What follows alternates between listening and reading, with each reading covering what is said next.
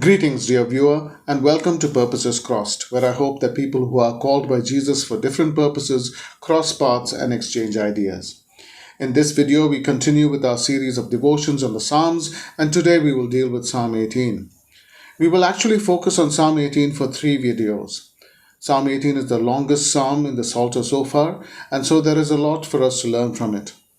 In this video, we will deal with the issue of cataclysmic or extreme language used in the psalm, and we will extend it to the rest of the Hebrew scriptures.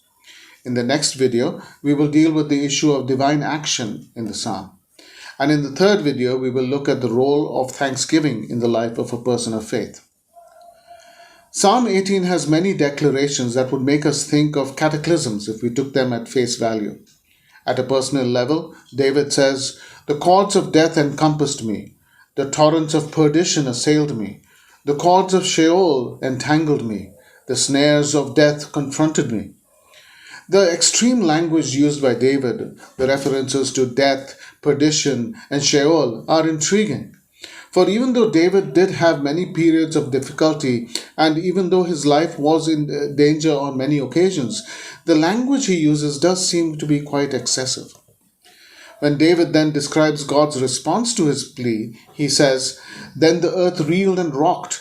The foundations also of the mountains trembled and quaked because he was angry." Do we really think that God's answer to David's prayer resulted in an earthquake? Do we really think that this is how God acts in the world? When we pray to God, do we really think that his answer would cause earth-shattering results? A plain reading of the psalm may make us think that this is how God acts in the world.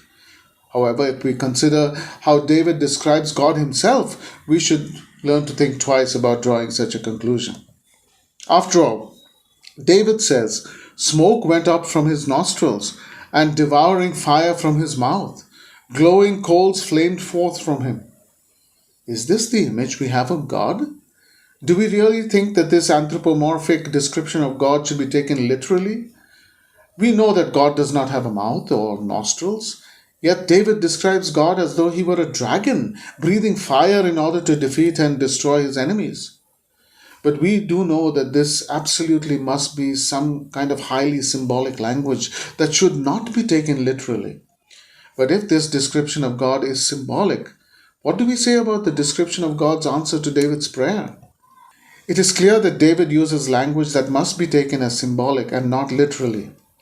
This kind of symbolic language appears in the Hebrew scriptures quite often, and not just in texts that are poetic in nature.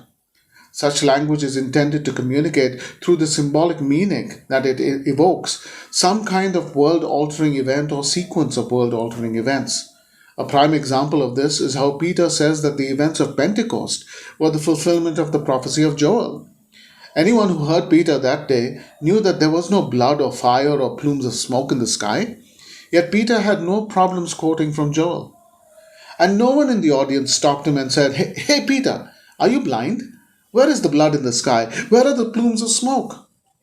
That is because his audience knew that Joel himself did not intend such language to be understood with a wooden literalism. And the same thing is true about the Psalms in general and Psalm 18 in particular.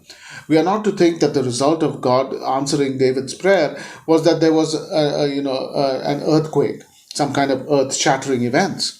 Rather, God had delivered David from such difficult situations, and especially from Saul, as we read in the inscription, that he could only think of this deliverance as world-altering for himself. Many Christians think that we should interpret the scriptures literally. By this, they mean that we must take the surface meaning of the text. However, we have seen that this is actually quite an absurd way of approaching any text. And if we are to understand the language in Psalm 18 in such a way, and especially those verses that describe God or the way God answered David's prayer, we would come away with a warped understanding of God and an atrocious understanding of how God acts in the world. In fact, since God cannot always act cataclysmically, we would have to distance ourselves from the scriptures that use such language. And this would mean that we are not really engaging with the scriptures that we claim are authoritative to us.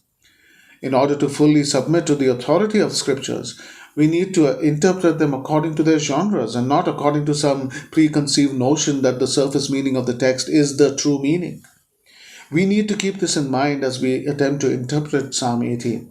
And so, in the next video of this series, we will take a look at how we are to understand the nature of divine action from Psalm 18.